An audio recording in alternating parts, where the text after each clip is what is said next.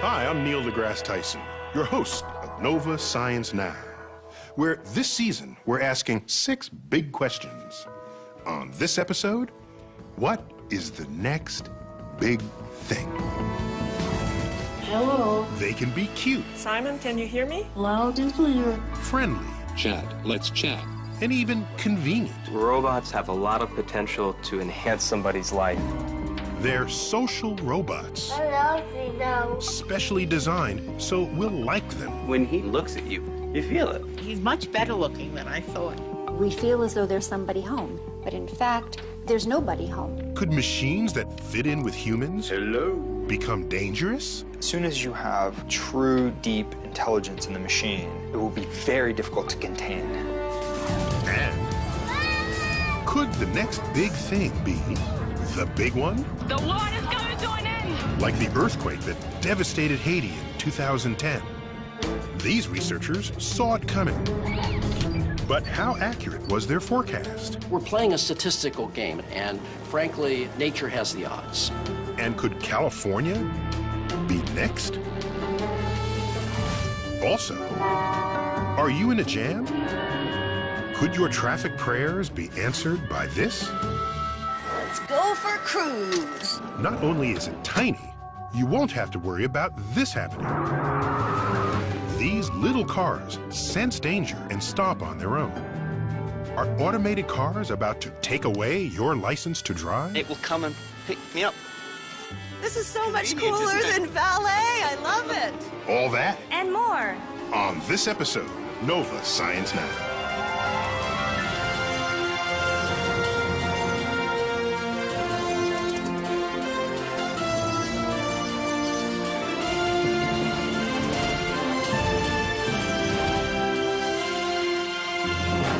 When we imagine the future and high-tech solutions to all our problems, one of the first things that comes to mind is the robot. A computer-driven machine that tirelessly fulfills our every need. But some engineers imagine a day when robots will be much more than our assistants. Hey, Neil. What are you doing? I'm going to work. Oh. They'll also be our friends. Correspondent Chad Cohen found some robots being built not just to work for us, but to care about our feelings and make us care about them. Hey, Neil. Don't forget your briefcase. Thank you. Bye. For me, this is the ultimate in robots. C-3PO, the loyal protocol droid in Star Wars. R2-D2 may tug at our heartstrings, but a robot that looks and acts human and can perform our tasks... Now, don't you forget this. That's something. And today, a revolution is booting up around the world to build robots just like him. Engineers, scientists, even artists are developing robots to take over what have forever been uniquely human tasks. Like Herb, the robot butler, Snackbot, I have your order here. the android delivery boy, and Nannybot, the robot babysitter. In Japan, where the aging population is growing faster than in any other country, researchers are developing robots to care for the elderly. Robots like these seem destined to become part of everyday life, if we can make them act less like machines and more like us. Hello. Simon, can you hear me? Loud and clear. Can you hear me? Here at the Georgia Institute of Technology, roboticist Andrea Tomas and her graduate students Simon, take this. are striving to create a kinder, gentler-looking robot. One with a touch of grace Let me take a closer look. and a face that's easy to love. We wanted the robot to have a friendly, childlike look so that people are not afraid to interact with it. Thank you. One of the things that robots can do is give social cues of what their intent is. So a humanoid robot looking over where it's about to reach, that gives a person a good feeling that they know what the robot is going to do. Yes, Simon, that's correct. You have learned the task. If we are comfortable with Simon, the theory goes, it will be easier to welcome and incorporate him into our lives. That was fun. Roboticist David Hansen agrees. But he's not just making robots that look and act friendly. At his home/laboratory outside of Dallas, he's humanizing machines on a whole new level. Whoa. So, I'd like to introduce you to Phil. That is just... Hello, Philip. Hi, nice to see you. That is so bizarre. This is Philip K. Dick. Well, actually, it's a robot David fashioned after his favorite sci-fi author. Dick, who died in 1982, wrote the story that inspired the cult classic, Blade Runner, in which robots and humans are indistinguishable. This resurrected Philip isn't quite there yet. All he can do is move his head. His brain, a mesh of wires, connected to a computer. Hi, Philip. My name is Chad. Hello, Chad. Let's chat. I live in Washington, D.C. I have 2 kids. So. I like kids, 'cause we can play, and I don't... As we chat, Philip's synthetic brain starts humming, building a sort of mental model of me. Facial recognition software analyzes and tracks my face, as speech recognition software transcribes and sends my words to a database for a reply. Just calm down. Before long, we're in deep conversation. Do you agree with Descartes? And I think, therefore I am? Do you think? A lot of humans ask me if I can make choices or is everything I do and say is programmed. The best way I can respond to that is to say that everything humans, animals, and robots do is programmed, to a degree. So how much of that is coming from what you've programmed it to say? It's a mix. Some of it's coming from knowledge on the web, some of it is written.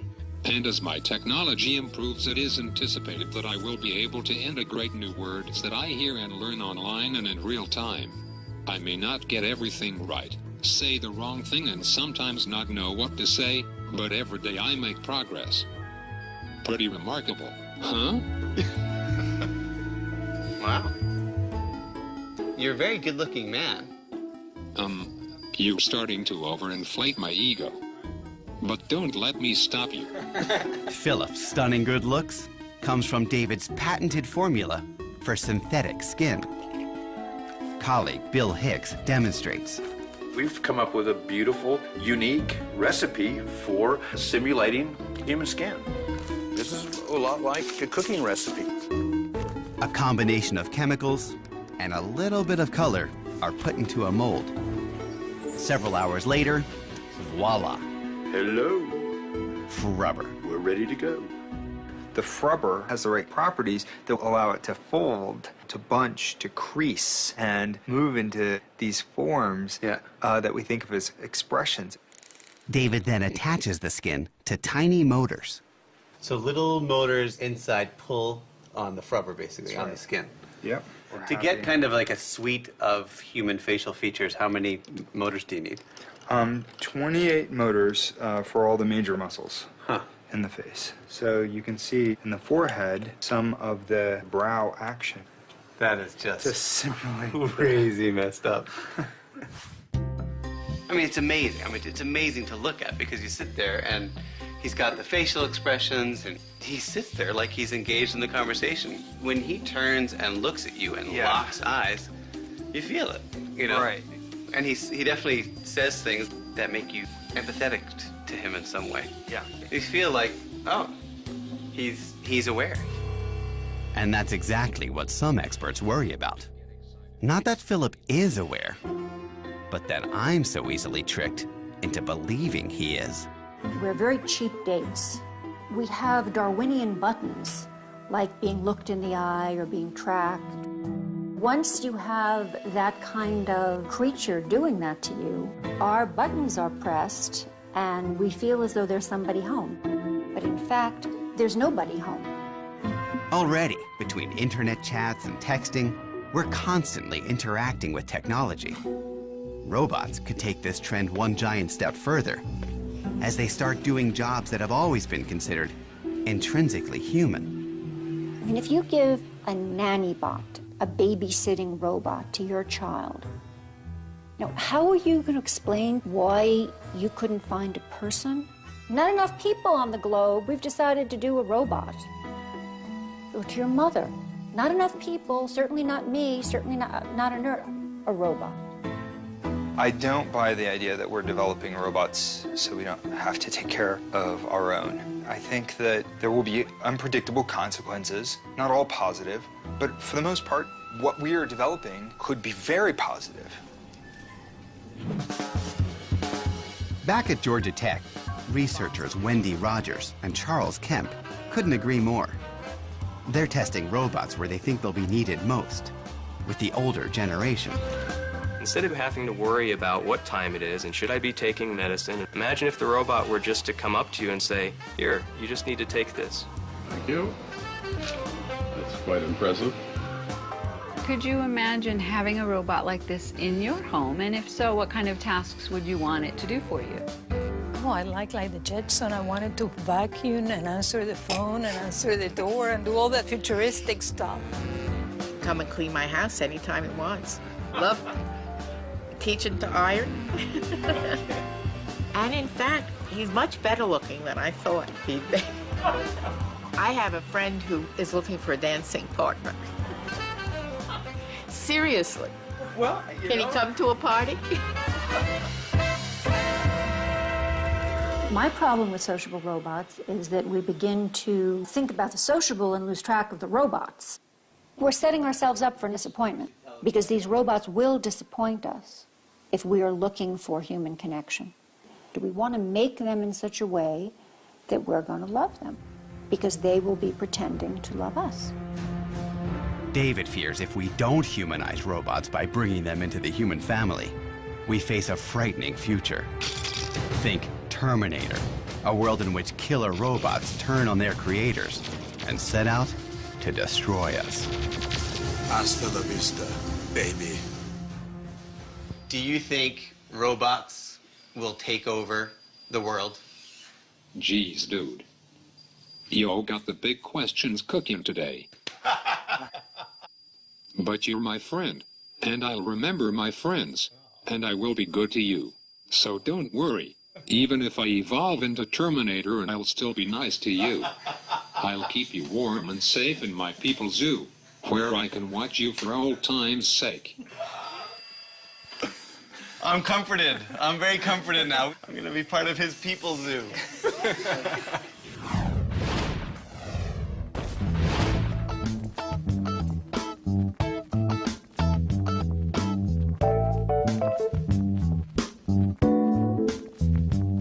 I said love, give robots your love.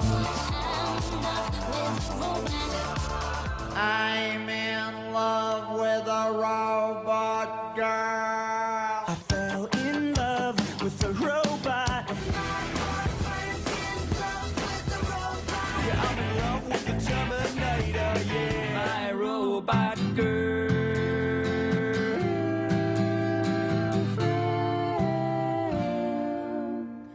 Nova Science Now presents Robot Love. Original hits.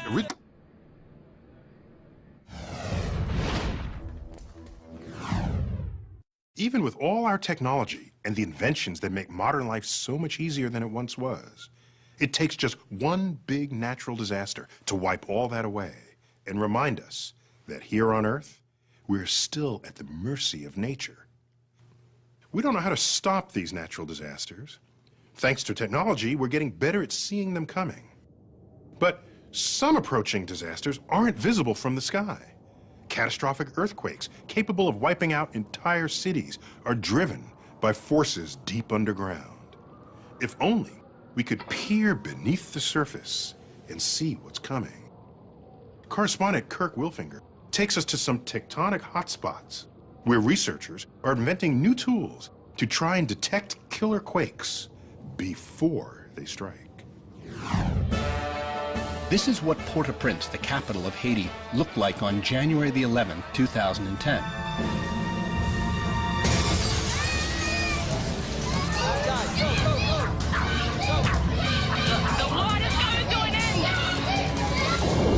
And this was the same city 24 hours later. Everybody was calling Jesus, Jesus, Jesus. The city was flattened by a massive earthquake measuring 7.0. More than 230,000 people died. 250,000 buildings were reduced to rubble. The Haiti earthquake of January 12th is the 5th largest killing earthquake in history. But it was not unexpected. There was a police station there. You can't see anything, and that's because there's nothing left. But almost 2 years before the quake, geophysicist Eric Calais saw this coming. Along with his colleagues at the Haitian Bureau of Mines, they actually forecast this earthquake with amazing accuracy. With the University of Purdue, we calculate the magnitude of the earthquake, and we have found 7.2. And we knew that this earthquake will be very, very catastrophic. Yeah. They did it by measuring Earth's movements along the Enriquillo fault zone. The Enriquillo fault, a giant crack in the Earth's surface, runs the entire length of Haiti. If you could peer underground, you'd see a complex jumble of jagged fissures where pieces of the Earth's crust rub up against each other. The two sides of the fault drift in opposite directions. Eric's team set out to measure the speed of the two moving plates. In 2003, they placed 6 steel pins in key locations on both sides of the fault. It's a piece of metal, stainless steel, that we sealed at the top of this building. On top of each pin, Eric attached a GPS antenna linked to a satellite 12,500 miles up. The global positioning system can detect even the tiniest movements of the pins, showing Eric that the two sides of the fault are moving about 1/4 of an inch away from each other every year.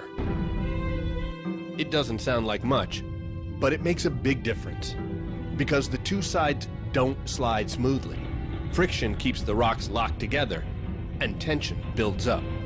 What we saw was a fault being loaded just like a rubber band.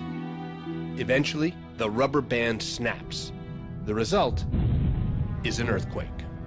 But how powerful would the earthquake be? Eric did a simple calculation. The speed of the two plates, 1/4 inch or 7 millimeters per year, times the number of years since the last known big earthquake, 250. 7 times 250 is about 1.8 meters. So there's 1.8 meters of motion that could be released. In 2008, Eric forecast an earthquake of magnitude 7.2. It was tragically accurate. All that was lacking was a time frame. It's not that we were afraid to put a date on it. As a scientist, we can't. The timing of some natural disasters is predictable. For example, a hurricane's path can be seen and measured. Its time of landfall can usually be predicted to within an hour. But earthquake scientists are at a huge disadvantage. The powerful forces they study are hidden from view deep underground. The core of the problem is at depth, 15 kilometers, roughly speaking. That's the place where we would like to be making our measurements. I would give up my GPS instruments and my surface measurements if only I could have measurement of the forces inside the Earth. And that's what they're trying to do at another earthquake hotspot thousands of miles away. Having witnessed the devastation in Haiti, I've come to a place with some geological similarities. A place where the risk of a major quake is just as great, if not greater.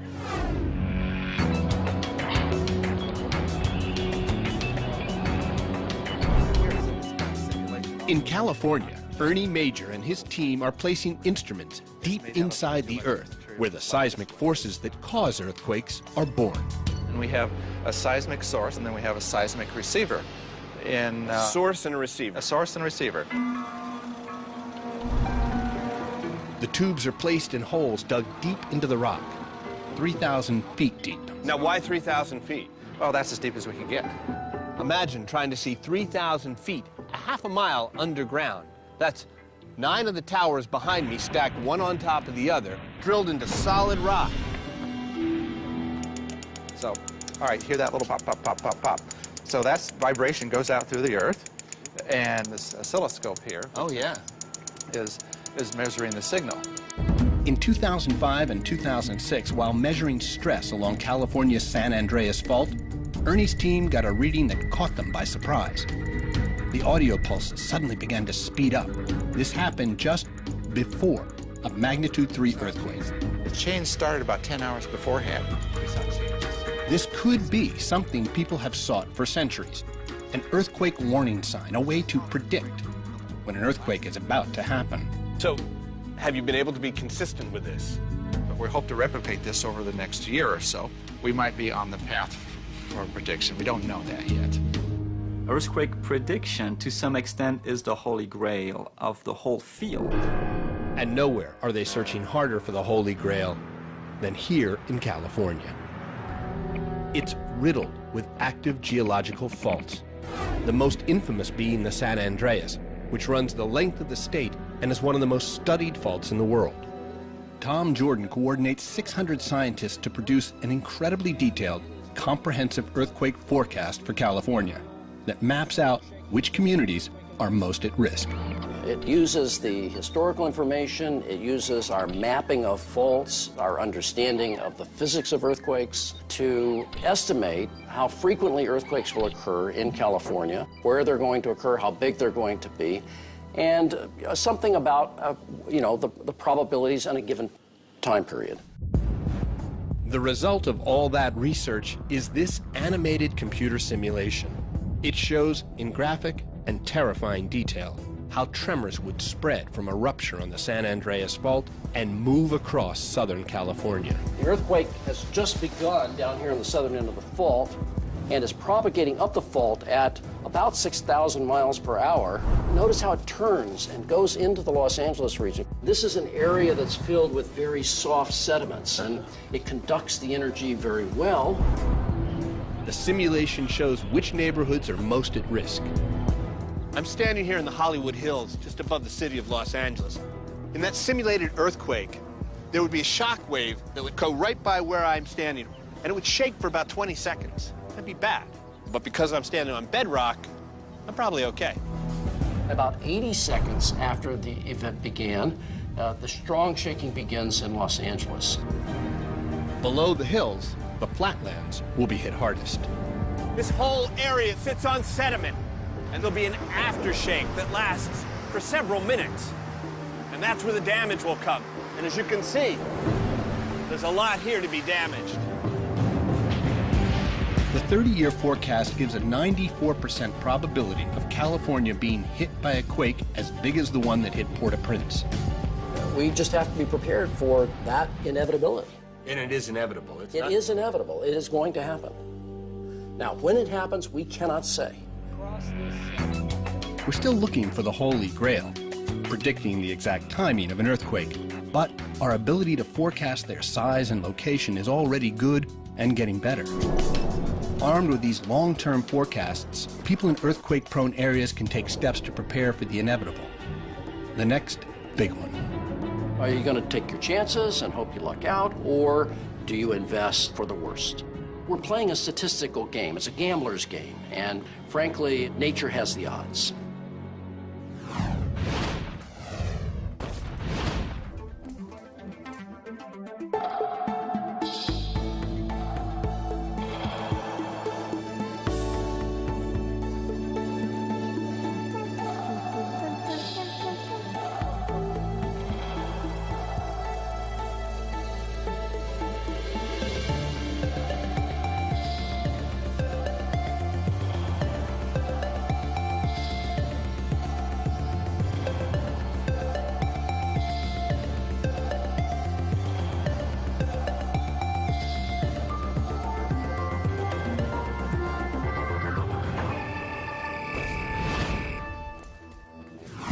We all know it's dangerous to drive and do other stuff at the same time.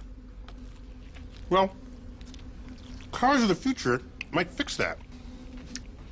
Correspondent Zaya Tong ran down some folks designing a car that could make driving a whole lot safer, because the car is a robot, and we won't be behind the wheel. Driving today is a nightmare. From texting drivers to horrific traffic jams, the car, once our biggest convenience, is creating some of our biggest problems. Today, you see gridlock in a lot of major cities around the world. In Asia and Europe, traffic is moving at about 5 to 10 miles an hour, and people are stressed out. But what if you could redesign a car in a way that could do away with all that stress and gridlock? Auto engineers have come up with an idea embodied in this, a revolutionary new vehicle called the ENVI. Now, when I typically picture a car, I think of like 4 wheels and a steering wheel, but what I'm looking at right now looks like it's more out of a video game. That's right. These vehicles are not cars in the traditional sense of the word. First of all, to get in, you pop the hood. Let's go for a cruise. Nice. You won't need to gas up ever again because these high-tech vehicles are electric-powered and can be charged in an ordinary outlet. No tailpipe and no toxic fumes. They're powered by 2 motors, 1 in each wheel. Top speed, about 25 miles per hour. They weigh less than 1,000 pounds, a quarter of your average car. And when it comes to maneuverability, these tiny 2-seaters can turn on a dime. But there's one feature that makes these vehicles truly unique. So right now, you're just in auto drive mode, is that right? Yes. With the help of GPS, wireless, and sensing technology, the ENVI can be driven hands-free along a pre-programmed route. The idea is you just get in, tell the car where you want to go, and it'll take you there. They can even drive on their own. No human required. That is incredible. That looks like a ghost car, though, the way it's driving itself, right? You know, it's actually a bit spooky. Spooky or not, it can also do this. Ah, you're gonna crash! Stop by itself when something is in its path. The vehicles know each other's location and direction of movement and speed of movement. That's because sensors, equipped with vision and ultrasonic technology, give them the ability to sense objects around them. And a wireless network enables them to talk with one another, just like computers communicate through the internet. But instead of sending emails, they share their position and velocity. So right now, because this vehicle talked to the other vehicle, the other ENVI, it saw us coming and it stopped. That's correct, yes. That's great. So this would prevent accidents then? This would prevent accidents. And in theory, if cars never hit each other, they don't need to be designed like cars. You eliminate the airbags. You eliminate a huge plate of metal between you and the road. We do have seat belts in there for that inadvertent bump. Or let's say you fall asleep, so you don't fall out of the seat. For its debut, 3 design teams from around the world were invited to create their vision of the car of the future. The vehicle that was designed in Europe, you know, they have all the runways in Milano and Paris. That vehicle is called the Fashionista. It has a very expensive aura to it. The blue bubble I rode in was designed in Australia. It's called Cute and Friendly. And the black one that looks a bit like Darth Vader was designed in California. That one we call the Techno Geek. Not only can Fashionista, Cute and Friendly, and Techno Geek drive themselves, they can also pick you up. Well, the car of the future, like ENVI, you call the vehicle and it will come to you. I just press this button and it will come and pick me up. Because walking to a car is so 20th century. This is so much Convenient, cooler isn't it? than ballet. I love it. Chris hopes these cars will dominate cities of the future and make gridlock a thing of the past. What I would like to see by the year 2030 is that people would still have that freedom of movement that an automobile gives them today. But these vehicles would be communicating with each other and sensing each other, and traffic would flow a lot more smoothly, and people would be able to relax in the vehicle. But what really gets me excited is the fact that this vehicle could provide accessibility for people who currently don't have access to an automobile. I'm thinking of people who are old, people who are very young, and people who are disabled. When will the ENVIs be roadworthy? It's hard to say. There are many technical hurdles still to overcome. In fact, this poor little ENVI ran out of steam right in the middle of our drive. And cars like this aren't equipped to drive on the highway alongside unpredictable humans. To be safe, the ENVIs will need roadways of their own, where cars, not people, are in control. Until then, cars like these will remain the stuff of automakers' dreams and designers' fantasies.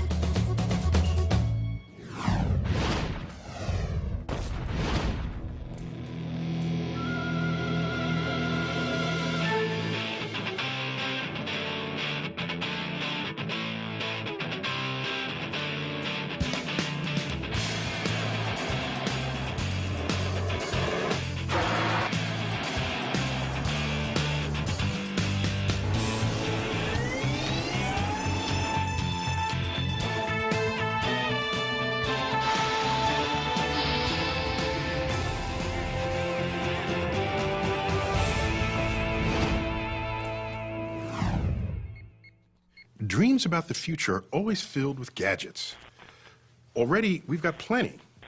Smartphones, computers, tablets, and at the rate we're going, we're sure to get more. But all these wonders of technology rely on a tricky commodity, electricity. And the truth is, the system that powers all this stuff is on its last legs. Free charge, battery.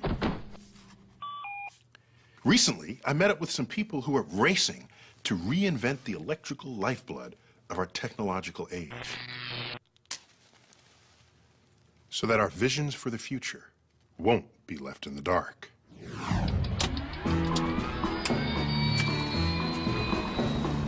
I'm about to get a bird's eye view of the most interconnected machine on Earth, made up of more than 5,000 power plants, 200,000 miles of transmission lines, delivering electricity to millions of American homes. A 20th century marvel of engineering, our electric grid. Oh, I'm looking at the network of transmission lines. They just go far and wide. Yes, they do. The electrical grid is basically an interstate for electricity, and it goes all over the whole country. The grid got its start during the Depression, when the federal government brought electricity to the heartland. But this century-old marvel of engineering is ill-equipped to handle the demands of an energy-hungry society. Not only is it dirty, about half of our electricity comes from coal-burning power plants that emit greenhouse gases. More than half of our energy is lost in the way we produce, transmit, and use it. According to Eric Leitner, director of the Federal Smart Grid Task Force, the best way to make our grid more efficient and tackle climate change is with a smart grid. Smart grid. That means right now it's a dumb grid. Well, it's not as smart as it could be, let's just say that. An underachieving grid. Yeah, there you go, an underachieving grid. There's no better place to see how the grid works and why it needs some smarts than here. Think air traffic control. But instead of coordinating 747s, these dispatchers monitor the flow of a dynamic and dangerous force that travels close to the speed of light. Electricity starts its journey to us from huge power plants like this, where first, coal is burned to heat water. The water turns to steam, which spins a turbine that turns a generator that forces tiny particles called electrons through a wire. That's electricity. No matter how you generate that flow of electrons, the amount has to be just right. That's because too few electrons can cause a blackout, and too many can fry your electronics. As demand increases or decreases, a power plant has to either go up or down to meet that demand. And you're monitoring this in real time? In real time. It's a very delicate balancing act. These dispatchers are desperately trying to maintain that delicate balance. Something just happened. For instance, in this drill, a generator has suddenly gone offline. We just lost a large unit in the west. These grid operators have only a few minutes to solve the problem, and they're forced to do it the old-fashioned way, by getting on the phone with power plants in search of more electrons. If they can't find them, they turn to power plants like this one. It's called a peaker plant because it's only used during power peaks, about 100 hours a year. The rest of the time, plants like this are sitting around on standby, a wasteful and expensive way to produce energy. In fact, about 25% of the cost of producing electricity is spent keeping these plants on hold. But dispatchers don't have much of a choice. Frequency's back to normal.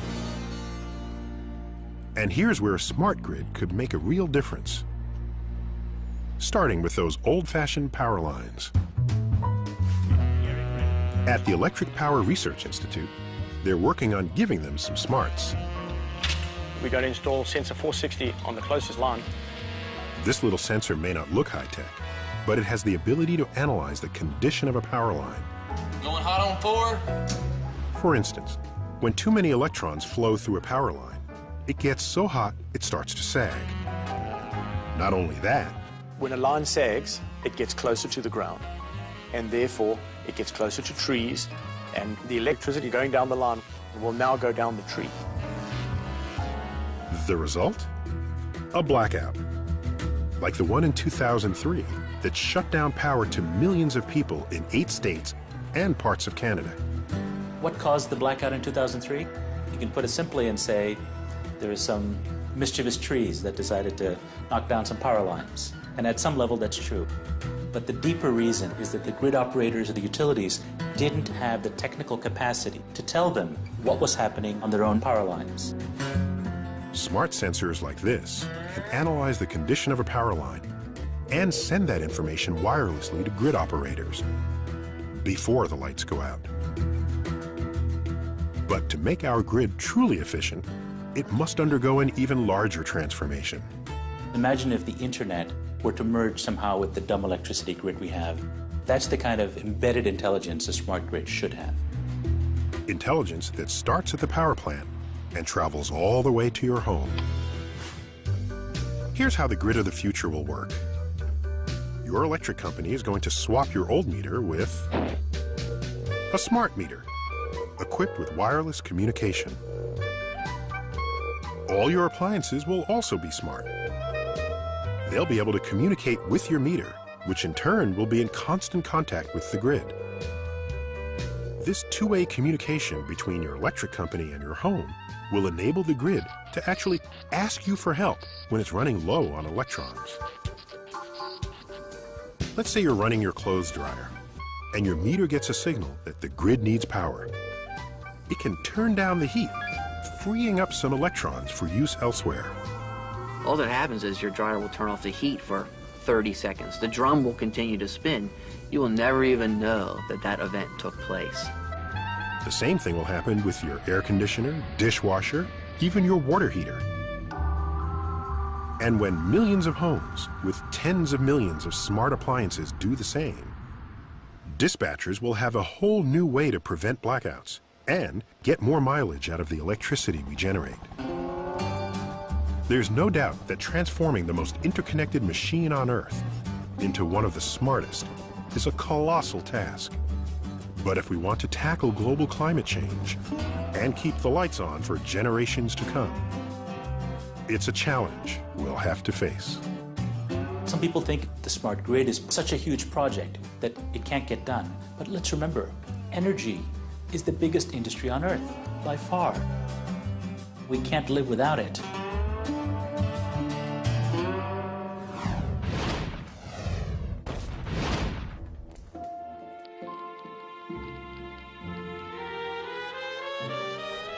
Il primo esempio, e anche il più grande, di una rete intelligente si trova in Italia, dove l'85% delle case ha contatori intelligenti, la più alta percentuale al mondo.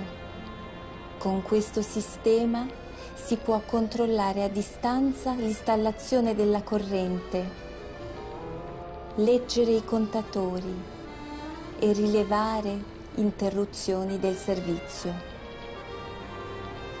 È veramente una grande svolta.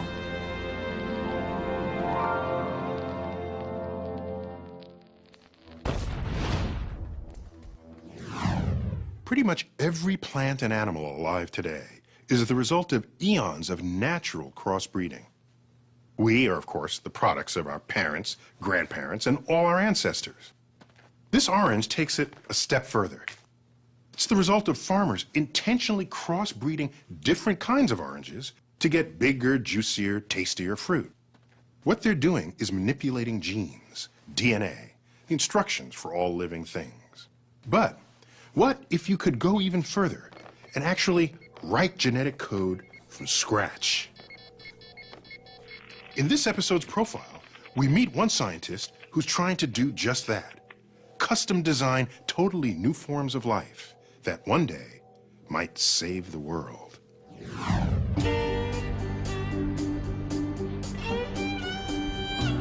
Jay Kiesling was raised to work the earth, but instead, this tough Nebraska farm boy might just save the world. And before you think talk like that's just a bunch of manure, well, Jay can tell you all about manure. We had 200 pigs, and with 200 pigs, there's a lot of manure. And this was really hard work, scooping pig manure. It was no fun at all. Nobody enjoyed it. And that was probably the worst job. I like to say that I spent the first 18 years of my life with the smell of pig manure on my hands. Today, Jay's got plants, not pigs, and the manure isn't on his hands so much as it's on his mind. Jay Kiesling is a pioneer in the field of synthetic biology who's doing amazing things with the waste from bacteria. He's doing it here at the Bay Area's Joint Bioenergy Institute, or as everyone around here calls it, J-Bay, though they swear there's no pun intended. You could say the acronym a lot of different ways, but we happen to call it J-Bay. Nice to see you. How are you? No matter what you think about the nickname, J-Bay starts with J. Jay is the hardworking CEO who pays attention to every detail, from lab work. What's going on right now? To the method for hanging wall posters. What you should do is make sure that they have 2 clips and 2 wires for each poster. And who says I don't micromanage?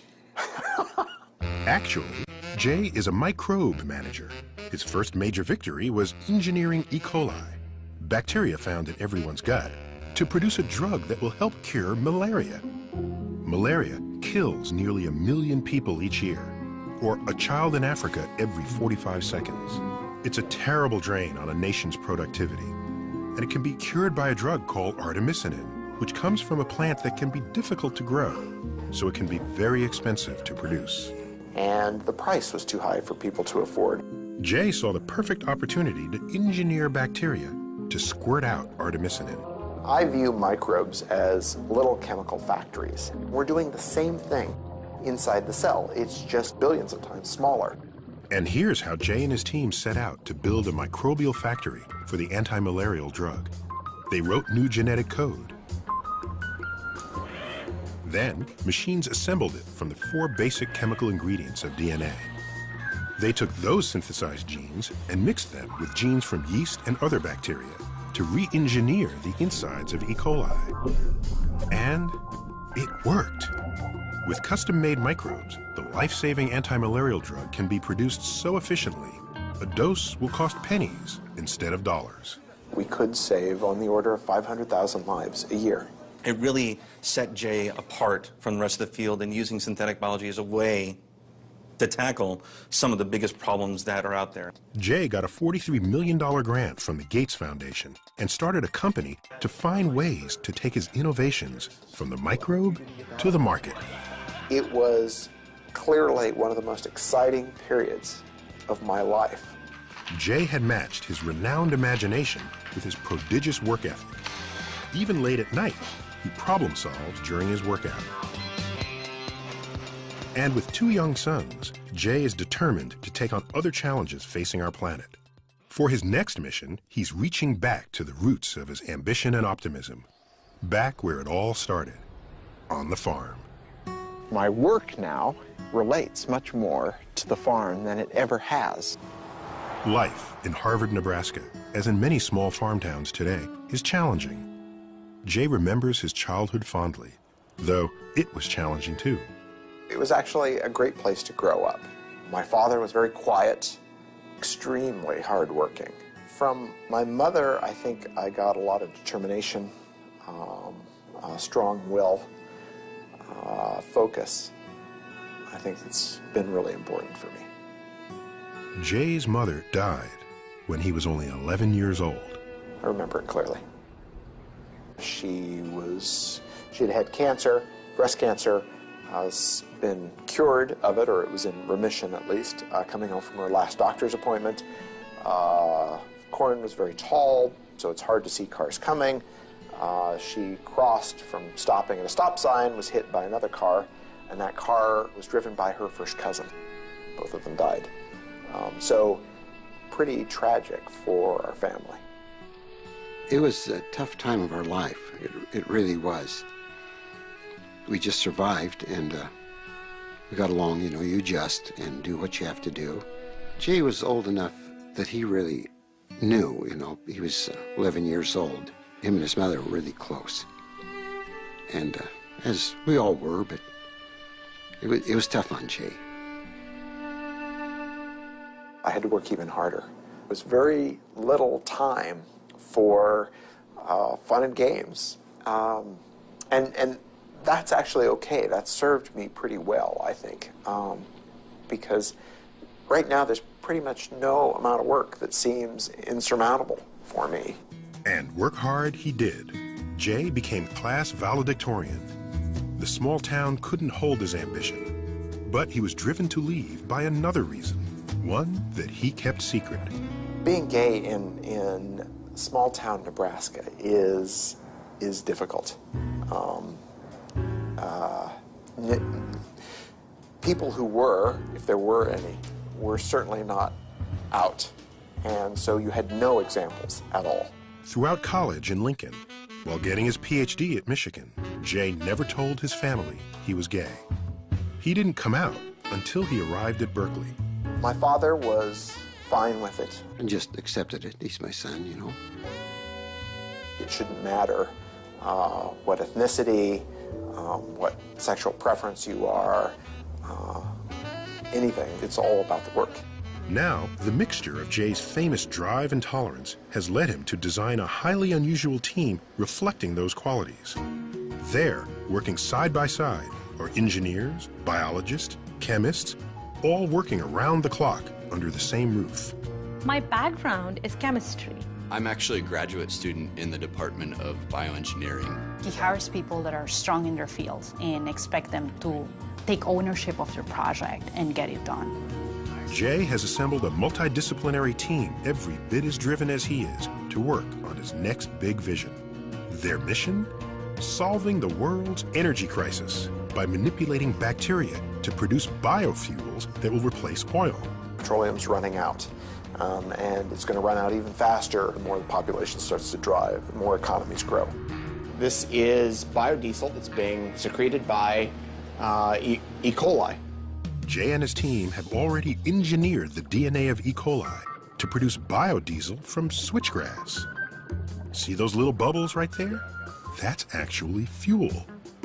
Straight from bacteria, ready for a car. And that could just be siphoned off and put into a tank. They've demonstrated the concept of turning sugar from switchgrass into biofuel. And the next step is figuring out how to make the process practical on an enormous scale. One big enough to save the world. And by planting all the switchgrass to make this new biofuel, it might just save places like Harvard, Nebraska, and the farm that's been in Jay's family for 5 generations. Someday, these fields will be planted with switchgrass, and these bales will be the cellulose that goes in to the fermentation facility that produces our advanced biofuels. Biofuels that will feed our cars, our planes, our factories. This is the future of energy for the U.S. What Jay's doing now could help us a great deal in the future. We could raise lots of acres of switchgrass. And he seems to be pretty positive about that. That's a good idea. We're trying to make the Midwest into the new Mideast. And from round these parts, that would definitely be the next big thing.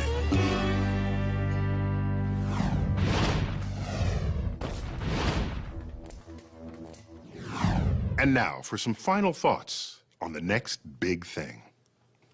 For most of human civilization, the pace of innovation has been so slow that a generation might pass before a discovery would influence your life, culture, or the conduct of nations. Today, and for a while now, we've come to expect major changes several times within a decade, especially among the developed countries. Some are big and obvious, like the invention of the telephone, the car, the airplane, or the computer. Some are big but unfold slowly. Electrified cities and countrysides, access to abundant supplies of food, or the countless ways we now communicate with one another. Some of my favorite big things are the accumulation of little things, like the unending role of composite materials in our lives, or the steady growth and power of the internet. More often than not, the next big thing takes you by surprise. You don't see it coming. You don't know or believe you need it. Then the inevitable happens. You can't live without it. A last category of big thing comes from the discovery of ideas or perspectives. In 1968, Apollo 8 was the first spacecraft to ever leave Earth for another destination, the moon. Astronauts on board didn't land, but looped around the backside and snapped a photo of Earthrise over the barren lunar landscape. It took a voyage of the moon to see Earth for the first time.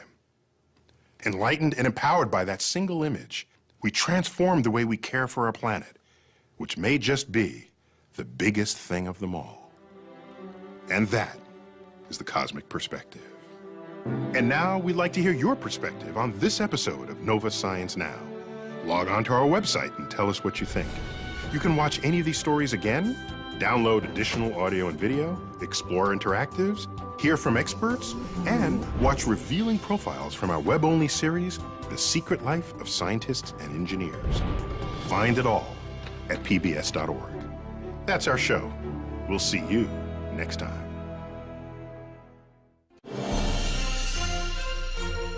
See a hidden side of science on NOVA's web-exclusive series, The Secret Life of Scientists and Engineers.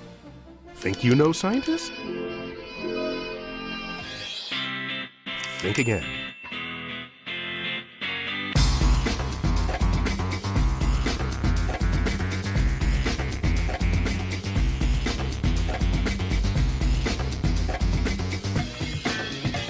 NOVA's The Secret Life of Scientists and Engineers.